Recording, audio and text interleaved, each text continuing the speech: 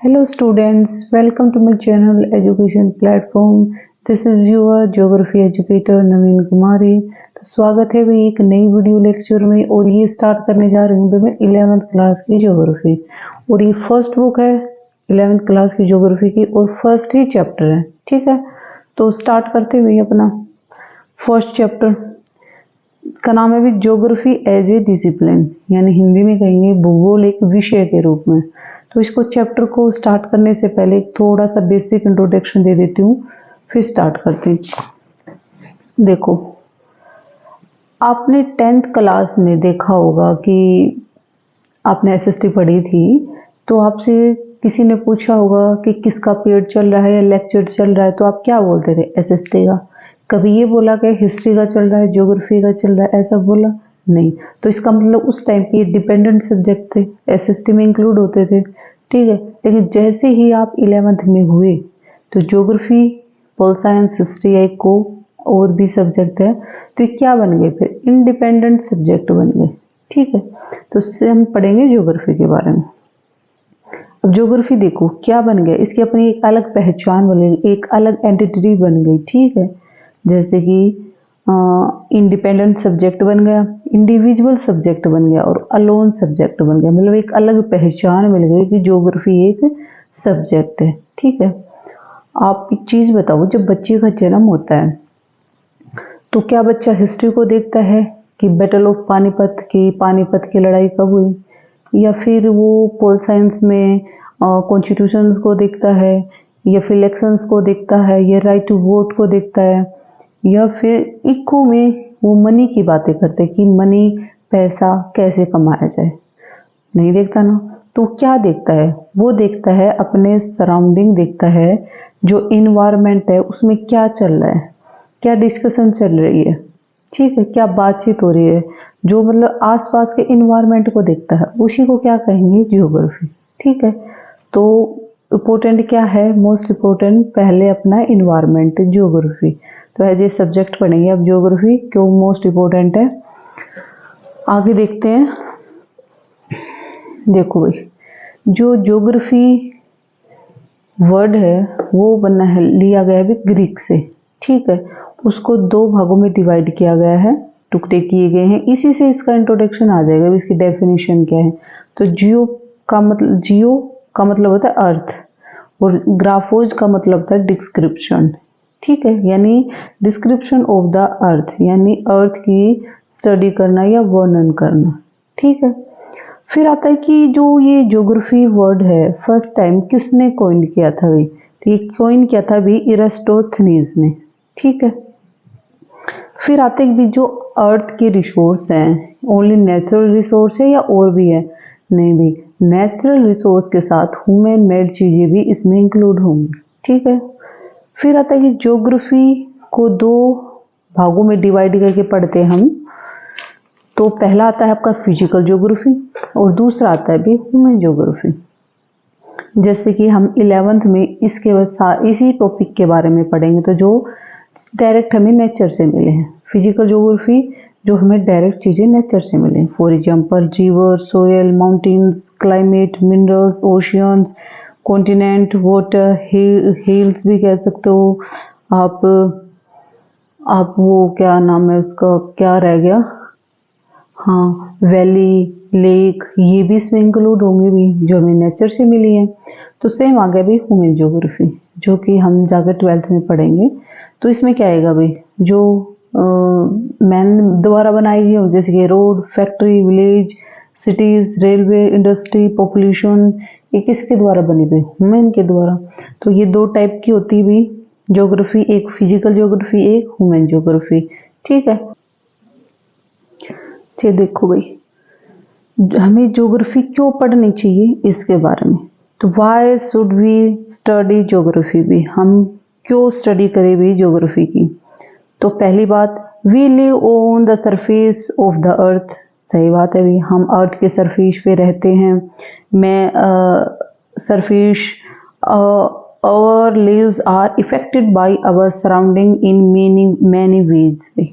ठीक है, अब देखो ये कहता है कि नोट्स में देखो कि हम एक तो अर्थ पे रहते हैं, नॉर्मल बात, सभी रहते हैं अर्थ पे, हम भी रहते हैं और जीव भी रहते हैं, सभी रहते हैं, छोटे बड़े सभी जीव रहते हैं। तो फिर क्या हमें इन्वायरमेंट इफेक्ट करता है? करता है भाई। आप देखो एग्जाम्पल से, देखो कैसे वोल्केनो, यदि कोई ज्वालामुखी फटा तो क्या हम उससे इफेक्ट नहीं होगी, हमारी लाइफ इफेक्ट नहीं होगी। सेकंड है अर्थक्वेक। अब अर्थक्वेक आएगा तो पूरी लाइफ, भाई देखो कितनों की लाइफ चली जाएगी, कोई माइग्रेट हो जाएगा, मतलब कितना इकोनॉमिक नुकसान भी होगा।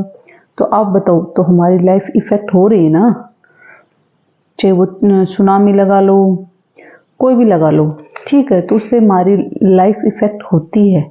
जो हमारे सराउंडिंग कोई भी फिनोमिना होता है तो उससे हमारी लाइफ इफेक्ट होती है, ठीक है। तो इसलिए हमें ज्योग्राफी पढ़ना चाहिए। जब ज्योग्राफी की नॉलेज होगी तभी तो हम ऑब्जर्व कर पाएंगे इन चीज़ों को, ठीक है। जैसे कि यदि मॉनसून आता है 5 जून से स्टार्ट हो जाता है, साउथ इंडिया से एंट्री करता है, तो भाई हमें थोड़ी बहुत नॉलेज होगी तो उसके लिए प्रॉपर तैयार रहेंगे ना। 5 जून को आता है, क्यों आता है, सारी चीज़ें हमें नॉलेज रहेगी तो प्रॉपर हमें इस चीज़ का नॉलेज होगा कि क्यों आता है, क्या कारण है, क्या फैक्टर है, और नहीं आया तो उसके क्या फैक्टर हैं। तो भाई वो किसको होगी नॉलेज? ज्योग्राफी के ही स्टूडेंट्स को होगी। तो ज्योग्राफी मोस्ट इम्पोर्टेंट सब्जेक्ट है पढ़ने के लिए। फिर आता है कि we depend on the resource available from the earth surface way. आप बताओ, जो हमारे अर्थ पे रिसोर्स अवेलेबल हैं तो हम उन पे डिपेंड हैं या नहीं है? हैं भाई, क्यों नहीं है। जैसे कि एनिमल रिसोर्स, हम एनिमल्स पे बहुत ज़्यादा डिपेंड है, चाहे वो गाय भैंस कुछ भी लगा लो, डिपेंडेंट है। फिर वाटर, भाई वाटर पे क्यों नहीं है भाई? आपको पता है वाटर किस में यूज़ नहीं आता, पीने में, घर के कामों में, आप एरीगेशन में और इलेक्ट्रिसिटी में, सब में वाटर काम आता है। फिर मिनरल भी काम आते हैं भाई, जैसे कि हमें कॉपर भी चाहिए भी, आयरन भी चाहिए, आयरन से बहुत सारी चीज़ें बनती है, स्टील बनता है और बहुत सारे वृक्ष है जो हमें ज़रूरत पड़ती है। फिर आते हैं फॉरेस्ट भी। फॉरेस्ट तो बहुत ज़्यादा इंपॉर्टेंट है, जैसे अमेजोन के जंगल, उसको कहा जाता है भाई लंग्स ऑफ द हार्ट। तो मोस्ट इम्पोर्टेंट है, हमें ऑक्सीजन में बड़ी भूमिका निभाता है ये अमेजोन के जंगल। जो अमेजोन के जंगल हैं वहाँ पे बहुत हरी भरी हरियाली रहती है भाई, ठीक है।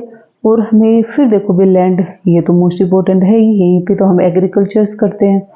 फिर आता है सोलर एनर्जी भी, ये भी मोस्ट इम्पोर्टेंट है। सन की रेडिएशन जो किरणें आती हैं उसी तो सोलर एनर्जी बनती है, जो हमारे लिए भी अच्छी होती है और हमें इलेक्ट्रिसिटी भी मिलती है उससे। फिर आते हैं विंड्स भी, ये मोस्ट इम्पोर्टेंट है, इनसे इलेक्ट्रिसिटी भी बनती है और यही है जो बारिश आने न आने का कारण भी, क्योंकि हमेशा हवाएं विंड्स किस तरफ चलती हुई, हाई प्रेशर से लो प्रेशर की तरफ चलती है। तो ये भी मोस्ट इम्पोर्टेंट है हमारे लिए, इनकी भी हमें नीड रहती है। और नेचुरल गैस इनकी भी रहती है। तो कहने का मतलब है हम जो नेचुरल रिसोर्स है उस पर डिपेंड हैं, ठीक है। फिर आता है कि भाई also the cropping pattern is based on the climate of the place भी। हाँ भाई, क्लाइमेट पे ही डिपेंड करता है कौन भी क्रॉपिंग पैटर्न। फॉर एग्जाम्पल अभी बताते, देखो जहाँ पे ज़्यादा बारिश होगी तो वहाँ पे कौन सी क्रॉप करेंगे हम स्टार्ट, राइस करेंगे। जहाँ पे ड्राइनेस होगी, कम बारिश होगी तो मिलेट करेंगे, बाजरे की क्रॉप करेंगे। और जहाँ पे बारिश भी होगी प्लस ड्राइनेस भी होगी तो हम कॉटन की क्रॉप करेंगे, ठीक है। तो जैसा क्लाइमेट उस टाइप से हम वहाँ की क्रॉप करेंगे। और वो भी फैक्टर हैं जो हमें इफेक्ट करते हैं कि हमें क्या करना चाहिए, कौन सी क्रॉप बोनी चाहिए। देखो भाई, पहले होती है वहाँ की सोइल, आप सबको पता है ब्लैक सोइल कॉटन के लिए मोस्ट इम्पोर्टेंट है, तो वहाँ पे सोइल इफेक्ट करेगी। फिर वहाँ की क्लाइमेट भी, कैसा क्लाइमेट है, हॉट है, कोल्ड है, कैसा ड्राई है, तो ये भी इफेक्ट करेगा भाई। फिर है वहाँ की मार्केट की डिमांड भी, डिमांड पे तो सारी चीज़ें डिपेंड है। तो मार्केट में जिसकी डिमांड होगी उसी की क्या की जाएगी, क्रॉप की जाएगी, ठीक है। फिर आता है भाई टेक्नोलॉजी, भाई कितने टेक्नोलॉजी का यूज कर रहा है ये भी क्रॉप में पता चलता है। जितनी ज़्यादा टेक्नोलॉजी उतनी ज़्यादा क्रॉप की इंक्रीमेंट होगा, ठीक है, उतनी बढ़ेगी भाई। और जितनी लोकल चीज़ों का यूज करोगे तो भाई क्रॉप कम होगी। आपको पता है एक फार्मर का इन्वेस्टमेंट में, फार्मर कितने पैसे लगा रहा है, कितने इन्वेस्ट कर रहा है, ये भी क्रॉप को इफेक्ट करेगा भी। ठीक है, तो ये चीजें हैं, कुछ फैक्टर हैं जो क्रॉप के पैटर्न को भाई सिलेक्ट करते हैं, कहाँ पे क्रॉप होनी चाहिए और कहाँ पे नहीं। ठीक है, ये चीजें उसको इफेक्ट करते हैं क्रॉप को। फिर आता है कि भी यानी ज्योग्राफी क्या है कि स्टडिंग सिंथेसिस है। ठीक है, आगे मतलब वहाँ का क्लाइमेट इफेक्ट करता है वे क्रॉप को, उसके अकॉर्डिंग वहाँ पे क्या होगी, क्रॉप की कल्टीवेशन होगी। ठीक है, नेक्स्ट है भाई to known the change taken place throughout the geographical time. आपको पता होगा जो हमारी अर्थ है सब टाइप की क्लाइमेट्स देखे हैं, टेम्परेचर सब टाइम का, मतलब वेदर्स देखा है अर्थ ने, उस टाइम का भी देखा है जो अब 6 करोड़ साल पहले जब डायनासोर मर गए तो उस टाइम पे भी अर्थ ने वो टाइम देखा है। उस टाइम पे टेम्परेचर बढ़ गया था, इसके कारण डायनासोर मर गए। और उस टाइम पीरियड के बाद जो फिर प्रिमिटिव टाइम आया, फिर ये टेक्नोलॉजी का टाइम है, सब टाइम पीरियड को अर्थ देख रही है कैसे टाइम टू टाइम चेंज हो रहा है, टेम्परेचर में, क्लाइमेट में, वहाँ के वेदर में, सब चेंजेस कौन देख रहा है भी, अर्थ देख रही है। ठीक है, तो टाइम टू टाइम चेंजेस आते रहते हैं।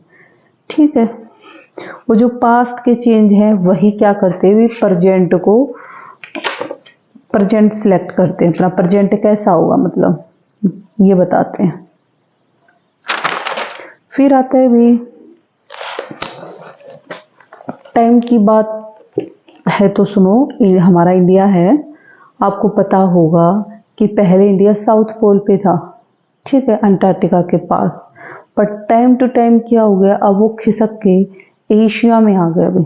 ठीक है, अभी जो करंट में आपको दिखाई दे रहा है कि इंडिया एशिया में, पहले नहीं था भाई, पहले ये साउथ पोल पे था जो अंटार्कटिका के पास था, पर खिसक खिसक के क्या हो गया, एशिया में आ गया। ठीक है, तो ये टाइम ही है भाई। और आपको इस चीज़ का भी, टाइम का तो ये भी होता है, आप कई बार क्वेश्चन पूछते हो ज्योग्राफी में कि मई के महीने में या जून के महीने में इतनी विंड्स या इतनी विंड्स कह रही, इतनी लू क्यों चलती है भाई, उसका क्या कारण है। या फिर आप पूछोगे कि राजस्थान इतना ड्राइनेस और डेजर्ट क्यों है वहाँ पे, और मेघालय के में जो चेरापूंजी मौसिनराम है वहाँ पे ज़्यादा बारिश क्यों होती है। तो हर क्वेश्चन का जवाब कौन देता है, हमें ज्योग्राफी देता है। ठीक है, हमें सारी चीज़ें बताता है ज्योग्राफी की हमारे देश में या फिर हमारे वर्ल्ड में इतनी वेरिएशन क्यों है, मतलब यूनिफॉर्म नहीं है, वेरिएशन है, बहुत सारी वेराइटी मिलेंगी आपको। और जो आगे मैं बताऊंगी आपको, मतलब हर चीज़ क्वेश्चन का जवाब कौन देता है, हमें ज्योग्राफी देता है। ठीक है, फिर आता है कि to known the land, resource and the people. तो भाई हम जान चुके हैं लैंड के बारे में, रिसोर्स के बारे में, और हमें जानना है अब पीपल्स के बारे में, यानी लोगों के बारे में। आपको पता है मैन और इन्वायरमेंट के बीच इंटरेक्शंस होता रहता है, बिना इंटरेक्शन के तो काम नहीं चलता भाई। मैन इन्वायरमेंट पे डिपेंड है और इन्वायरमेंट वुमेन पे। ठीक है, बताऊंगी कैसे, जैसे कि मतलब दोनों एक दूसरे का इंटरेक्शन चलता रहता है। देखो लैंड है, एक लैंड ली, हम उस पर क्या कर सकते हैं, मानव क्या इंटरेक्शन हो सकता है लैंड के साथ, उस पर एग्रीकल्चर कर सकता है, वो एनर्जी, कोल, जो मिनरल्स है उनको निकाल के उनका यूज कर सकता है, वहाँ पे सेटलमेंट्स, बस्ती बना सकता है, वहाँ पे कहने फॉरेस्ट को काट के वो रोड बना सकता है, मतलब वो इंटरेक्शन करता रहता है भी। ठीक है, पहले के टाइम पे क्या था भाई, मानव मतलब इतना डरता था किससे भी, इससे अपने इन्वायरमेंट में, कि भी बारिश आ गई उससे डरता था, तेज धूप हो गई, बिजली कड़क गई, मतलब पहले क्या था, मैन प्रॉपर डिपेंड किस पे था भाई, नेचर पे डिपेंड था, और नेचर से बहुत ज़्यादा डरता था। पर टाइम टू टाइम पीरियड नई नई टेक्नोलॉजी का यूज करके और हर चीज़ का प्रॉपर यूज करके अब वो भी क्या हो गया, उसने नेचर को अपने अकॉर्डिंग ढाल लिया। अभी पहले नेचर ने के अकॉर्डिंग मानव ने डाला, लेकिन अब क्या हो गया, अभी मानव नेचर के अकॉर्डिंग नहीं डाला, नेचर को अपने अकॉर्डिंग डाल लिया। फॉर एग्जांपल जैसे कि बारिश आती है, पहले क्या था, यदि बारिश आ गई तो भीजते रहो भी, कोई था ही नहीं, ठंड में मरो, कुछ भी करो। लेकिन आजकल बारिश आ गई तो उसके पास छाता है, यूज कर लेगा। यदि फिर ज़्यादा ठंड है तो हीटर चला लेगा, और ज़्यादा गर्मी है तो एसी चला लेगा। तो मतलब उसने उसका पूरा सॉल्यूशन कर लिया। पहले उसके पास ऐसी टेक्नोलॉजी नहीं थी, तो डायरेक्ट वो किस पे डिपेंड था, नेचर पे ही था। बस उसका काम क्या था, 2 टाइम की रोटी मिल जाए। और मतलब रोटी तो क्या था उस टाइम पे, यही था भी मांस, शिकार मिल जाए, जिसे वो मांस खाता था। मतलब 2 टाइम का मतलब उनको भोजन मिल जाए, कहने का मतलब था। ठीक है। और अब तो भाई बहुत ज़्यादा चॉइस होगी, ये चाहिए ये चाहिए। उस टाइम पे तो सिर्फ रोटी का भोजन मिल जाए, इतनी ही डिमांड थी। ठीक है। फिर आता है कि भाई ये है भाई 250 मिलियंस पहले की बात है, ईयर्स एगो की बात है भाई। तो पहले क्या हुआ करता था कि हमारी अर्थ है तो एक लैंड का टुकड़ा था भाई। ठीक है। जो अभी फिलहाल कॉन्टिनेंट है, 7 कॉन्टिनेंट, वो पहले एक ही टुकड़ा था भाई, सिर्फ एक। और साइड में ये क्या है आपके, ओशियन यानी वाटर। तो इस लैंड मास को क्या बोलते थे भी, पेंजिया। ठीक है। और ये जो ओशियंस थे उसको क्या बोलते थे, पेंथालाशा भाई। ठीक है। पूरा नहीं लिखा, पेंथालाशा है। और इसको बोलते थे भाई सुपर कॉन्टिनेंट इसको, और इसको बोलते थे भाई सुपर ओशियन। ठीक है। फिर क्या हुआ भाई, धीरे धीरे टाइम बीतता गया, इसके 2 टुकड़े हो गए भाई, इसके 2 टुकड़े हो गए। इसको बोलते थे लोरोशिया, और इसको बोलते थे भाई गोंडवाना लैंड। ठीक है। बाद में जाके ये फिर क्या बन गया, आपके 7 कॉन्टिनेंट बन गए। ये है पहले के टाइम की बात। फिर आता है भाई, फिर आता है कि you know that earth is you our home. हाँ ठीक है, हमारा होम है। It is also the home of many other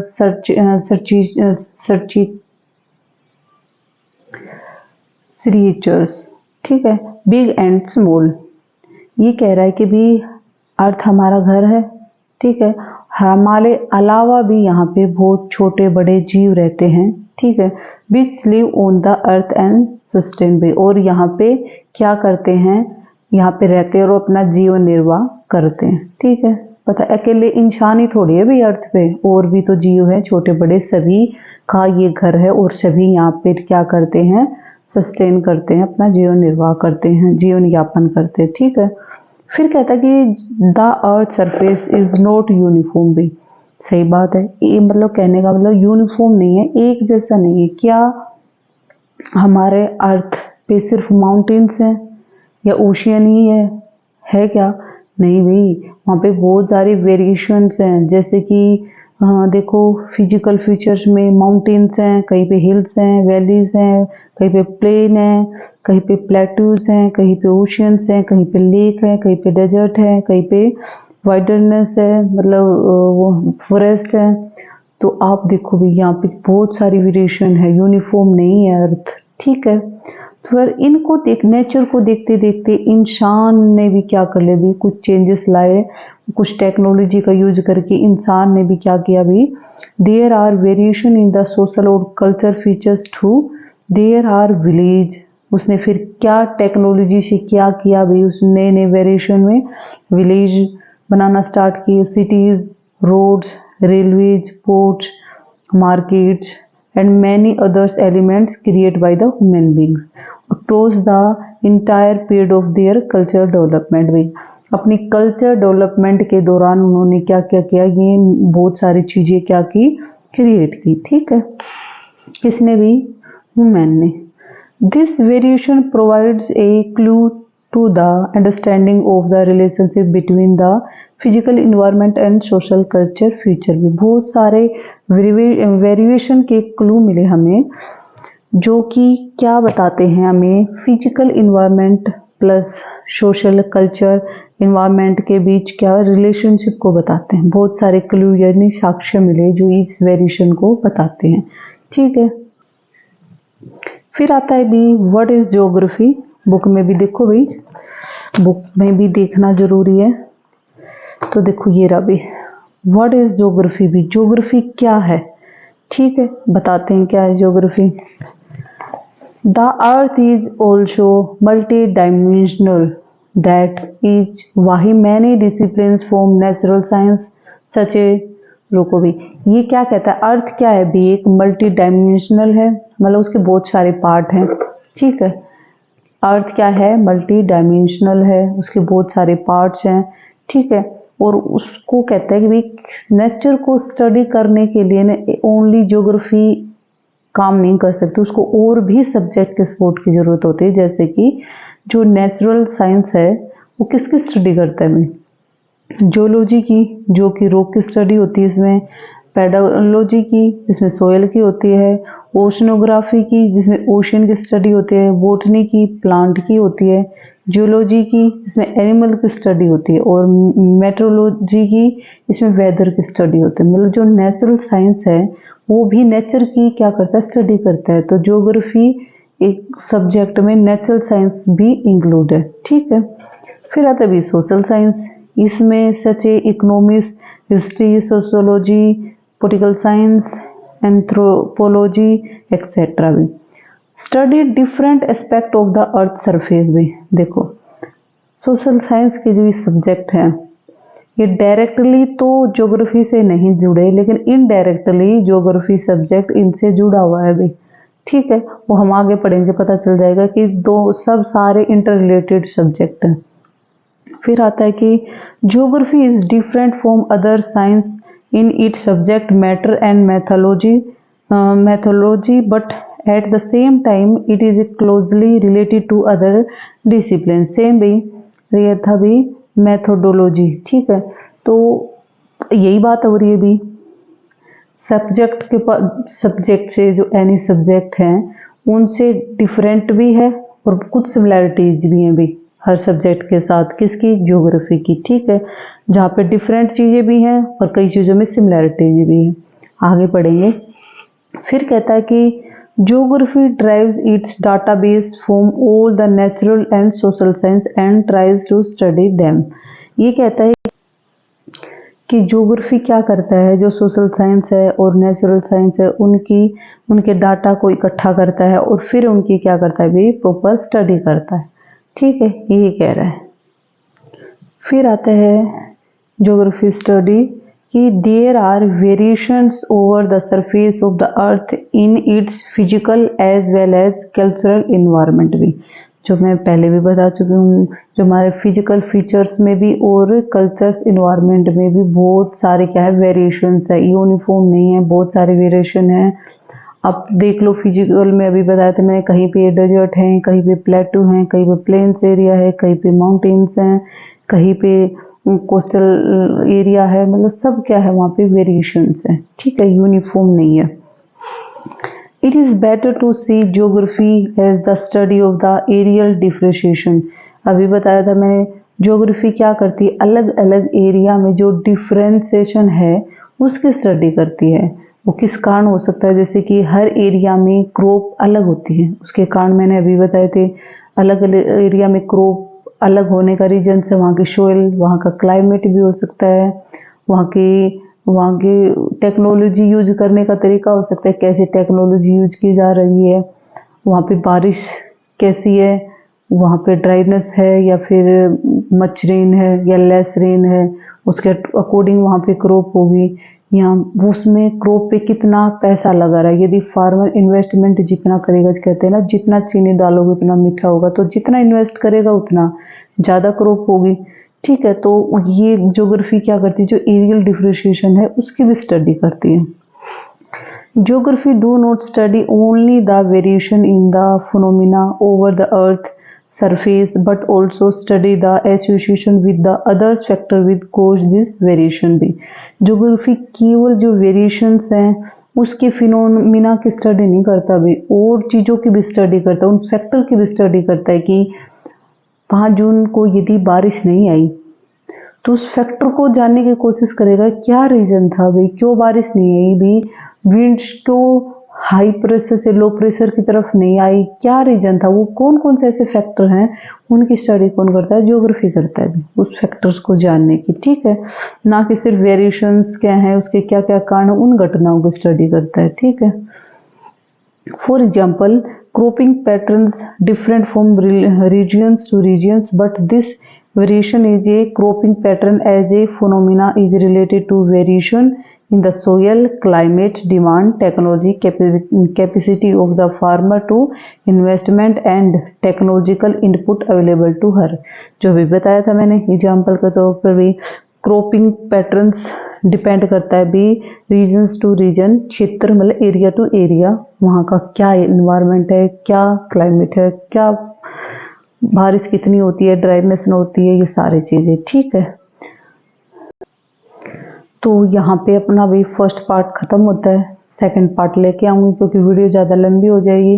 तो आपको पता चल गया होगा भी ज्योग्राफी क्यों इम्पोर्टेंट है, ज्योग्राफी एज ए सब्जेक्ट हम क्यों पढ़ते हैं, ज्योग्राफी से हमें क्या क्या नॉलेज मिलती है, ज्योग्राफी हमें हर क्वेश्चन का जवाब देती है कि सारी चीज़ें क्यों होती हैं, माउंटेन्स पर बर्फ़ क्यों जमती है, साउथ में बारिश ज़्यादा होती है और नॉर्थ में 12 मासी बारिश होती है, बल्कि साउथ में क्या होता है भी सीजनल बारिश होती है। मतलब वहाँ की रिवर डिपेंड करती है कि बारिश आ गई तो रिवर्स में पानी आ गया, लेकिन जबकि नॉर्थ पे ऐसा नहीं है, वहाँ पे बारिश भी होती है पर क्या माउंटेन्स वहाँ से बर्फ़ से क्या होता है भी वहाँ पे पानी हमेशा रिवर्स में रहता है, ठीक है। तो मतलब ये सारे क्वेश्चन का जवाब हमें ज्योग्राफी देती है। तो भाई कल लेके आऊँगी इसका सेकंड पार्ट। आपको कोई डाउट हो तो आप मेरे को लिख देना कमेंट बॉक्स में, और आपको वीडियो अच्छी लगे तो लाइक शेयर सब्सक्राइब करना। Okay bye, thank you.